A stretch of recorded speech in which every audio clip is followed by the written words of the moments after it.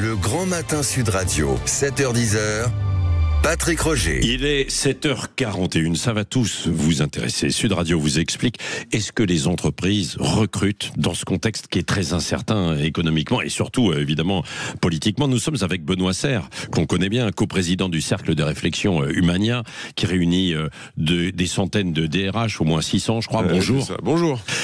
Alors qu'en est-il? Parce que j'ai vu que France Travail dit que le nombre de projets de recrutement a baissé, a chuté de 12,5% là, en 2025 par rapport à 2024.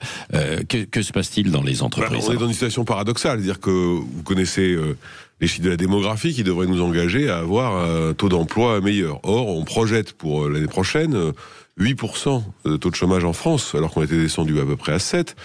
C'est majoritairement lié à l'instabilité dans laquelle nous sommes. Il y a beaucoup d'inconnus pour les entreprises. Et vous savez, une entreprise déteste l'instabilité. Parce qu'elle ne sait pas comment construire son budget, elle ne sait pas quel risque prendre, etc. Ça, c'est le premier phénomène.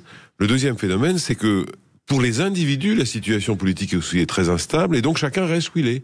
Donc il n'y a plus de mobilité, on va dire. Et donc dès lors que des gens ne passent plus d'une entreprise à l'autre, il y a moins de recrutement, et ça fait deux bonnes raisons pour que le taux de recrutement chute. Oui, est en train de chuter. Et puis, parce que vous, les DRH, vous êtes en première ligne.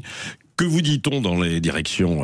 Parce que souvent, on se dit, bon, bah, allez-y, il faut recruter, là, on a tel projet, et aujourd'hui, on est un peu à l'arrêt, au ralenti. Là, c'est fini. Ah oui. Vous avez un phénomène qui vient se surajouter, c'est un mot pas très joli, mais c'est ce qu'on appelle la réallocation de ressources. Autrement dit, la transformation des métiers, le déploiement de l'IA, tout un tas d'éléments de transformation des organisations font que on essaye d'abord de couvrir les besoins qu'on a en interne, en allant prendre des gens à un endroit pour les mettre à un autre, en les formant à d'autres métiers, etc. Donc ça, c'est le premier sujet. On nous dit beaucoup moins recruter. Ouais. On nous dit faites avec ce que vous avez, parce que on a trop d'inconnus, budgétaires, fiscales, politiques, économiques, pour prendre les risques d'eux. On sait par exemple que là, les négociations annuelles obligatoires sur les salaires vont pas tarder à démarrer. On présume que ça va être assez tendu tout de même. Bah oui. Parce que l'inflation est basse, donc ça veut dire que probablement les négociations seront pas très élevées. On est autour de 2% quand on a été jusqu'à 4 il y a 3 ans. Mais c'est normal puisque quand vous regardez, alors j'ai vu que le projet de budget de recettes n'avait pas été voté par la Commission, ça va être en débat à l'Assemblée. Enfin, soyons honnêtes, personne ne sait qui va être taxé, comment et combien. Ouais. Une entreprise, elle attend. Et puis pendant ce temps-là, d'autres pays avancent, la concurrence internationale est redoutable, et ce que je dis ne vaut pas que pour les grandes entreprises, hein. Ça vaut pour les PME qui sont fournisseurs des grandes entreprises. Bien sûr. Donc si vous aviez sans faire de la politique, Benoît Serre, mais si vous aviez un message quand même à passer à la classe politique, au personnel politique aujourd'hui. C'est pas de la politique ce que je dis. Je dis que quand on regarde le débat, quand on regarde les propositions qui sont faites ici ou là, on a presque l'impression que la négociation budgétaire ou la préparation de ce budget s'est faite, ce qui se fait tout le temps pour des raisons politiques, mais sans prise en considération de la réalité de l'économie. Et donc, comme s'il y avait une sorte de dichotomie entre la vie politique qui tourne sur elle-même et puis les entreprises et leur réalité, parce que leur réalité, c'est des taux d'intérêt qui baissent pas, c'est des inconnues fiscales comme je l'ai évoqué. Donc voilà, le sujet, c'est à quel moment on reprend un peu son sérieux et en considérant qu'on a un environnement. La France n'est pas une île en fait. On est entouré de pays, il y a de la concurrence. Alors ça c'est intéressant, Benoît Serre, parce que quand on est dans des grandes entreprises comme vous, on travaille avec l'international.